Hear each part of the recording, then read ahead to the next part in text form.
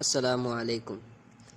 ایک پاکستانی نوجوان استاد رضوان بیان کرتا ہے کہ میں لاہور میں سعودی عرب کے تعلیمی اتاشی کے سامنے بیٹھا تھا۔ میرے کاغذات اور جدہ یونیورسٹی کا ویزا اس کے ہاتھ میں تھا۔ وہ بڑی دیر تک کاغذات کی جانچ پڑتال کرتا رہا، پھر بولا کہ میں اس ویزے کو نہیں مانتا۔ میں نے حیران ہو کر پوچھا کہ اس کی وجہ کیا ہے، تو اتاشی نے کہا تعلیم تو ٹھیک ہے مگر تمہارا تجربہ انڈسٹری کا ہے، تدریس کا نہیں۔ تدریس کا تجربہ تو صفر ہے، جس کو پڑھانے کا کوئی تجربہ ہی نہیں وہ کیا پڑھائے گا۔ میں نے کہا جناب مگر جدہ میں رئیس الحکم نے میرا ٹیسٹ اور پڑھائی کا طریقہ دیکھ کر میری سفارش کی، پھر میرا دھیان سے انٹرویو ہوا، اس کے بعد یہ ویزا دیا گیا۔ اس کے ہونٹوں پر ایک مسکراہٹ پھیل گئی۔ بولا ضروری نہیں کہ اگر انہوں نے غلطی کی ہے تو میں بھی کروں۔ میں نے کہا سر یہ ویزا وائس چانسلر نے دیا ہے، جس کی پوسٹ وزیر کے برابر ہوتی ہے۔ اتاشی سن کر مسکرایا اور بولا 15 وزیروں کے کاموں کے چیک کرنے کے لیے مجھے بٹھایا گیا ہے۔ اگر آپ چاہیں تو میں آپ کے کاغذات پر لکھ کر دے سکتا ہوں کہ آپ کو ویزا نہیں دیا جا سکتا۔ میں نے اسے مزید ریکویسٹ کی۔ اس نے کہا جب تک میں اس سیٹ پر ہوں میں دیکھتا ہوں تم کو ویزا کون دیتا ہے۔ میرے ذہن میں اپنی پرانی کمپنی کے مسٹر فیڈرک کے الفاظ گونجے۔ اس نے کہا تم نوکری چھوڑ کر بڑی غلطی کر رہے ہو، تم جہاں جا رہے ہو۔ ہم نے ان لوگوں کے ساتھ 20 سال کام کیا ہے، ان کا ہر وعدہ ہی غلط ہوتا ہے۔ مگر میں نے غصے میں مسٹر فیڈرک کو جواب دیا تھا یہ لوگ ہمارے لیے بڑے مقدس ہیں، تم ان کی توہین کر رہے ہو۔ مسٹر فیڈرک نے کاغذات پر دستخط کرتے وقت کہا تھا ایک دن میرے الفاظ کو یاد کرو گے۔ شاید وہ وقت آ گیا تھا۔ پھر اس کے بعد میں نے 2 اور چکر لگائے اور ہر بار عکاسی کا وہی جواب تھا کہ جب تک میں اس سیٹ پر ہوں دیکھتا ہوں تم کو ویزا کون دیتا ہے۔ میرے لیے یہ بڑا سخت وقت تھا۔ 2 مہینے بے روزگاری کی ہو چکی تھی۔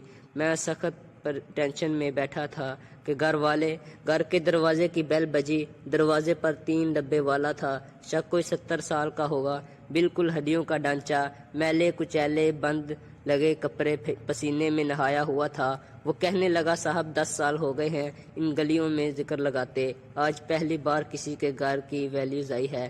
میں نے حیرت سے کہا ہاں بولو۔ کہنے لگا یہاں نہیں وہاں نیم کے پیڑ کے نیچے چبوترے پر بیٹھ کر آرام سے بات کرنی ہے۔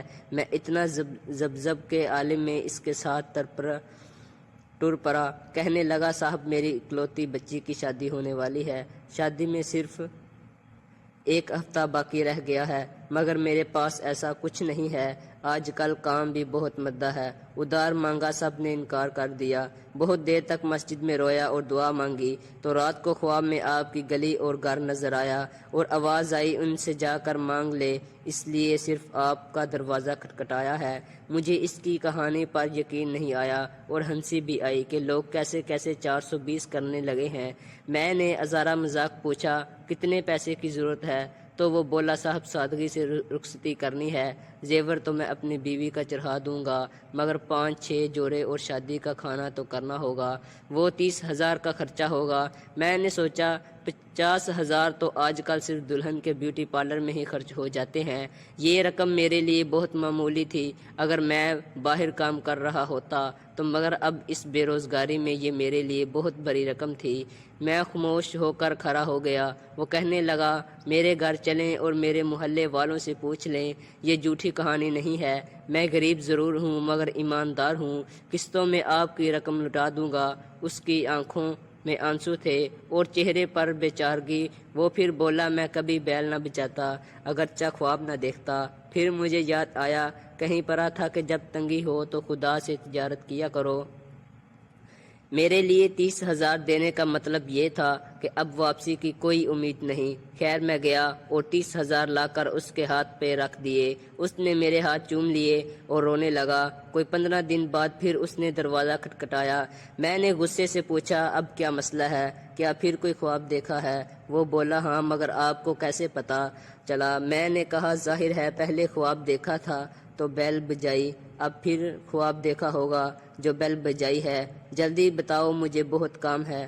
وہ کہنے لگا صاحب کل عشاء کی نماز پڑھ کر بڑی دعا کی گئی، مولا قرض تو لے لیا، اب ادائیگی میں بھی مدد کر دیں، اور پھر سو گیا تو آپ کا گھر نظر آیا اور آواز آئی کہ تیرا قرض ادا کر دیا گیا ہے، جا کر بتا دے اس کا بھی قرض ادا کر دیا گیا ہے۔ میری سمجھ میں تو کچھ نہیں آیا، میں نے کہا ٹھیک ہے جاؤ، میں نے تم سے کون سا قرض وصول کرنا تھا۔ لیکن کمرے میں آ کر میں کافی دیر تک سوچتا رہا، پھر والدہ سے مشورہ کیا تو وہ بولی تم کل ہی لاہور جاؤ تو ہو سکتا ہے قدرت کوئی راستہ نکالے۔ میں نے تنگ آ کر کہا 3 بار تو جا چکا ہوں، وہ تو بس ایک ہی بات کہتا ہے جب تک میں سیٹ پر ہوں، دیکھتا ہوں تم کو ویزا کون دیتا ہے۔ اب تو اس کو میرا چہرہ بھی اچھی طرح یاد ہو گیا ہوگا۔ والدہ نے کہا میں پیسے دیتی ہوں، تم اللہ کا نام لے کر جاؤ۔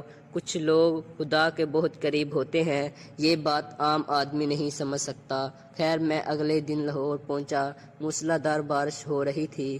ڈرتے ڈرتے عطاشی کے کمرے میں داخل ہوا تو دیکھا کرسی پر ایک نوجوان عربی لڑکا بیٹھا ہے۔ میں نے کہا یہاں تو ایک اور صاحب ہوتے تھے۔ وہ بولا ہاں ان کو 1 ہفتہ ہوا، واپس وزارت خارجہ میں بلا لیا گیا ہے، اور میں نے چارجر سنبھال لیا۔ میں نے کاغذات اس کو دے دیے۔ وہ بولا آپ بہت لیٹ، یونیورسٹی شروع ہو رہی ہے، یہ پہلے ہی لیٹ ہو چکے ہیں، فوراً ٹکٹ بناؤ، پاسپورٹ پر ویزا لگاؤ اور سالانہ ہاؤس رینٹ ایک ماتمی کا چیک بنا کر لے آؤ، اور سنو چاہو بھجوا دینا۔ میں ایک لمحے کے لیے گمسم ہو گیا، ہو سکتا ہے پرانے عطاشے کے الفاظ میرے کانوں میں گونج رہے تھے۔ اللہ تعالیٰ نے اس مغرور شخص کی کرسی چھین لی تھی کہ صرف اردو میں جواب دیا کہ آپ لوگ بڑے خوش قسمت ہیں، ہم تو ایسے ہیں موسم کو ترستے ہیں۔ مجھ پر تو حیرتوں کے باہر ٹوٹ گئے۔ اس کی اردو سن کر میرا حیران چہرہ دیکھ کر بولا میں نے یہیں سے تعلیم حاصل کی ہے، پاکستانی ایک ذہین، محنتی اور بڑی مہمان نواز قوم ہے، میں ان سے محبت کرتا ہوں، خاص طور پر استادوں سے۔ تھوڑی ہی دیر میں پاسپورٹ، ٹکٹ اور چیک میرے ہاتھ میں تھا۔ مجھے 3 ڈبے والے کے خواب کے الفاظ یاد آئے کہ تمہارا قرض ادا کر دیا گیا ہے، لیکن ایسی زندگی کا تو میں سوچ بھی نہیں سکتا تھا۔ ناظرین، غریبوں، مسکینوں اور یتیموں کے چہروں پر خوشی لانا بہت بڑی نیکی ہے۔